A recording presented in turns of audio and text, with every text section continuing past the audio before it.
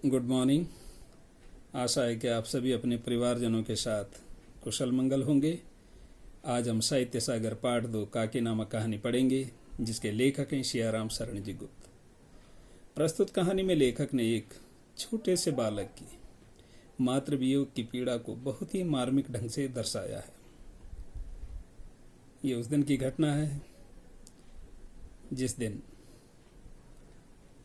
उस बालक की माँ इस संसार से विदा ले लेती है। प्रस्तुत कहानी में 3 मुख्य पात्र हैं। एक श्यामू है जिसकी हम चर्चा कर रहे हैं। दूसरा उसी का ही समवयस्क साथी, उसी की उम्र का एक छोटा सा बालक है जिसका नाम भोला है। वह सुखिया दासी का बेटा है। और तीसरे हैं श्यामू के पिता विशेश्वर जी। ये उस दिन की घटना है जिस दिन श्यामू की माँ ने इस दुनिया से विदा ली। घर में कैसा वातावरण था, उसी का जिक्र यहाँ पर लेखक ने किया है कि बड़े सवेरे जब श्यामू की नींद खुली तो उसने देखा कि उसके घर में कोहराम मचा हुआ है। घर में रोना धोना लगा हुआ था।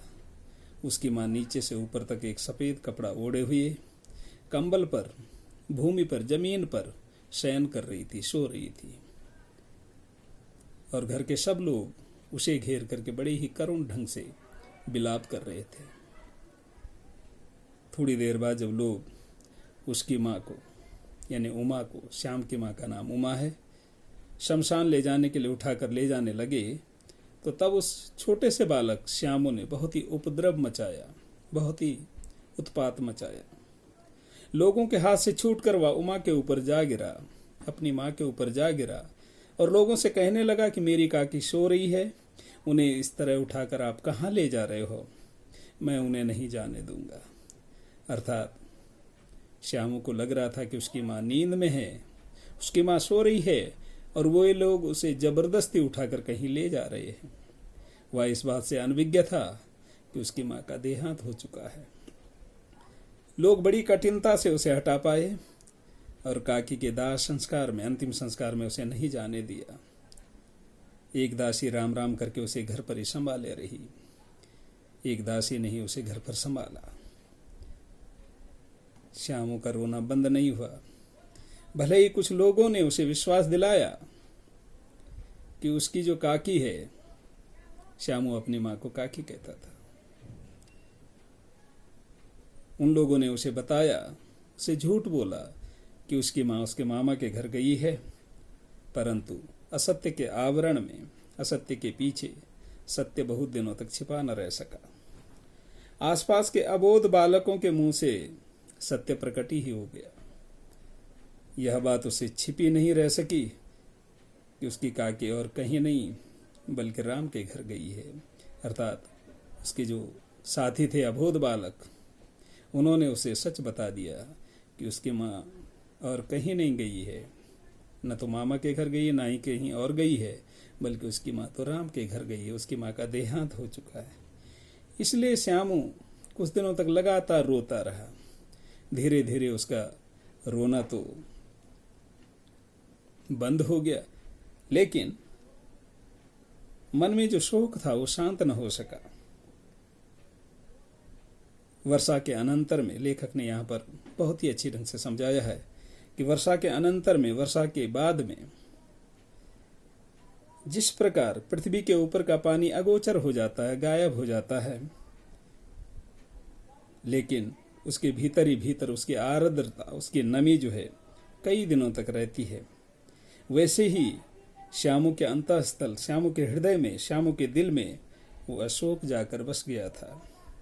इसलिए वह अक्सर जो है अकेला बैठा बैठा, शून्य मन से, निराश मन से आकाश की ओर ताका करता था, आकाश की ओर देखा करता था।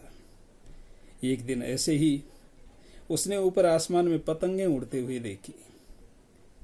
न जाने क्या सोचकर उसका हृदय, उसका दिल जो है एकदम खिल उठा, वह प्रसन्न हो उठा। वह तुरंत अपने पिता विशेश्वर जी के पास गया और उनसे कहा, बोले काका मुझे एक पतंग मंगा दो। पत्नी की मृत्यु के बाद विश्वेश्वर भी अन्य मनस्क रहा करते थे, वो भी उदास रहा करते थे, वो भी निराश रहा करते थे, क्योंकि उनकी अर्धांगिनी, उनकी जीवन साथी हमेशा के लिए उनसे दूर चली गई थी। उन्होंने लापरवाही से श्यामू से कहा अच्छा मंगा देंगे, और वो वहां से निकल गए। दूसरी तरफ श्यामू पतंग के लिए बहुत ही उत्कंठित था। पतंग को पाने के लिए उसके मन में तीव्र इच्छा व्याप्त थी। वह अपनी इस इच्छा को जो है किसी भी तरह रोक न सका। इसलिए एक जगह खूंटी पर उसने अपने पिता विश्वेश्वर का कोट टंगा हुआ देखा। पहले उसने इधर उधर देखा और फिर एक स्टूल ला करके उसे सरका कर रखा और ऊपर चढ़कर कोट की जेबें टटोली, कोट की जेबों में ढूंढने लगा। उनमें से उसे एक चवन्नी मिली, एक 25 पैसे, 25 पैसे मिले। उन्हें लेकर के वह तुरंत वहां से भाग निकला और सीधा अपने दोस्त, जिसका हम जिक्र पहले कर चुके हैं, सुकिया दासी का बेटा भोला, जो कि उसी का ही हम उम्र है, उसी का ही समवयस्क साथी था, उसके पास गया और उसने भोला को चवन्नी देते हुए कहा कि भोला, अपनी जीजे से कहकर गुपचुप ढंग से एक पतंग और डोर मंगा दो। साथ ही साथ उसने यह भी कहा कि इस बात का किसी को भी पता नहीं चलना चाहिए। भोला ने पतंग मंगाई, पतंग आई और फिर वे दोनों एक अंधेरे घर में जाकर के उस पर डोरी बांधने लगे। तभी श्यामू ने धीरे से भोला से कहा, बोले भोला, एक बात तुझसे कहना चाहता हूं, तो किसी को बताएगा तो नहीं? भोला ने कहा नहीं बताऊंगा। बोल, क्या कहना चाहता है? श्यामू ने कहा कि ये जो पतंग है ना, तुम्हें पता है ये पतंग और डोर मैंने क्यों मंगाई है? मैं ये पतंग ऊपर राम के यहां भेजना चाहता हूं। इसे पकड़कर मेरी काकी नीचे उतरेगी। साथ ही साथ उसने यह भी कहा कि मैं लिखना नहीं जानता, नहीं तो इस पर उनका नाम लिख लेता। भोला श्यामू से अधिक समझदार था।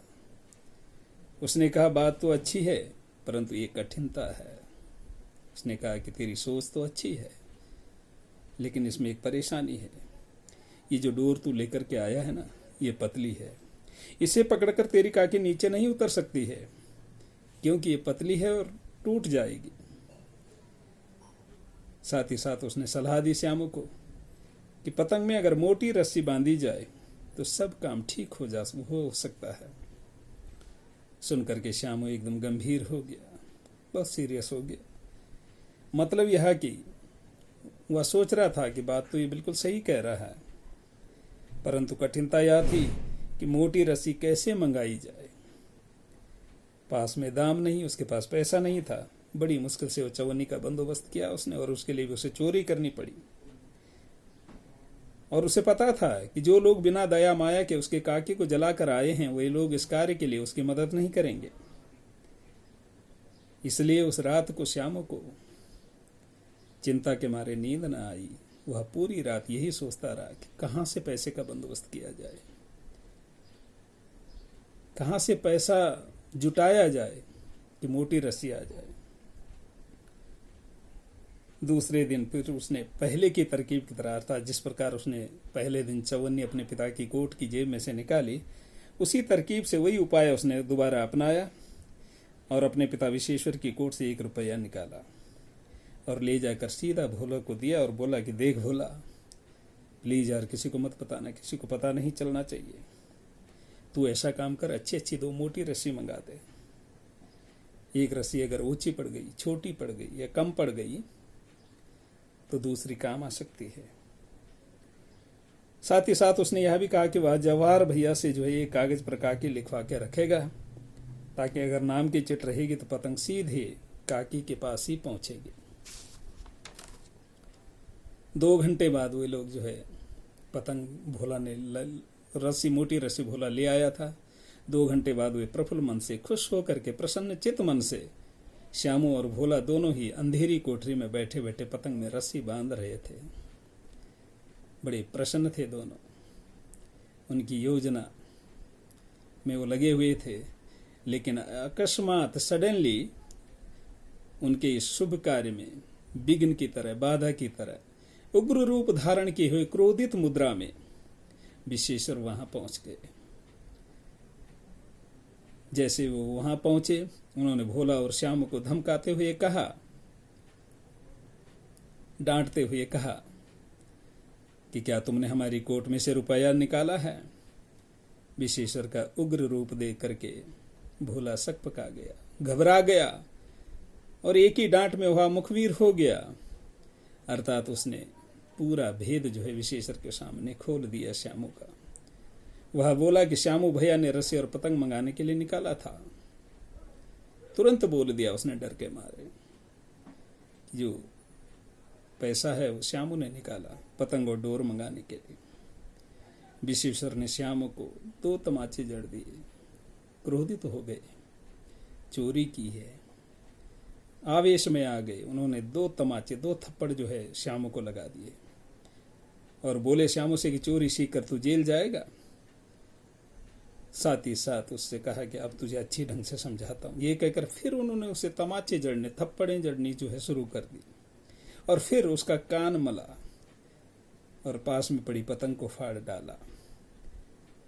वहीं पर विश्वेश्वर जी की नजर रस्सियों पर पड़ी। मोटी मोटी 2 रस्सियां वहां पड़ी हुई थी। विश्वेश्वर जी ने उनके बारे में पूछा कि ये किसने मंगाई है? श्यामू तो कुछ बोल नहीं पाया, वो निरुत्तर हो गया। भोला डर के मारे बोल पड़ा, बोले इन्होंने ही मंगाई है, अर्थात श्यामू ने ही मंगाई है। साथ ही साथ भोला ने यह भी कहा कि ये श्यामू कहता था कि इनसे पतंग तान कर, यानी इन मोटी मोटी रस्सियों से पतंग तान करके वे अपनी काकी को राम के यहां से नीचे उतारेंगे। सुन करके विश्वेश्वर हतबुद्धि होकर वहीं खड़े रह गए। हतबुद्धि, कुछ सोच पाने की स्थिति में नहीं थे, वो एकदम स्टंड रह गए। उन्होंने वो फटी हुई पतंग उठाई, उसे देखा, उस पर चिपके हुए कागज पर लिखा हुआ था काकी। ये सब देख करके विश्वेश्वर को अपने किए पर बहुत पछतावा हुआ। सोचने लगे मन ही मन कि मैंने बिना सोचे समझे श्यामू के साथ कैसा बर्ताव किया। उन्हें आत्मग्लानि हुई। सोचने लगे मैंने जो भी व्यवहार श्यामू के साथ किया है वो बहुत बुरा बर्ताव किया है। साथ ही साथ वो सोचने लगे कि मेरा बेटा श्यामू अपनी माँ को कितना मिस कर रहा है। ये सब बातें सोच करके ही वो एकदम हतबुद्धि होकर के खड़े हो गए। प्रस्तुत कहानी का उद्देश्य लेखक ने यह भी बताया है कि बच्चे जो हैं बड़े ही कोमल दिल के होते हैं, भावुक होते हैं, संवेदनशील होते हैं, मातृवियोग की पीड़ा को सहन नहीं कर सकते हैं। इसका प्रत्यक्ष प्रमाण श्यामू है, जो अपनी माँ को, अपनी काकी को नीचे उतारने के लिए क्या क्या नहीं करता है। आशा है कि आपकी समझ में कहानी आ गई होगी। कहानी का शीर्षक काकी है। श्यामू अपनी माँ को जो है काकी कह करके पुकारता था। पूरी कहानी जो काकी के इर्द गिर्द घूमती है। अर्थात हम कह सकते हैं कि ये जो कहानी का शीर्षक है पूर्णतया सार्थक है। फिर मुलाकात होगी दूसरे पाठ के साथ में। तब तक के लिए अपना ध्यान रखिएगा, घर पर रहिएगा, स्वस्थ रहिएगा। धन्यवाद।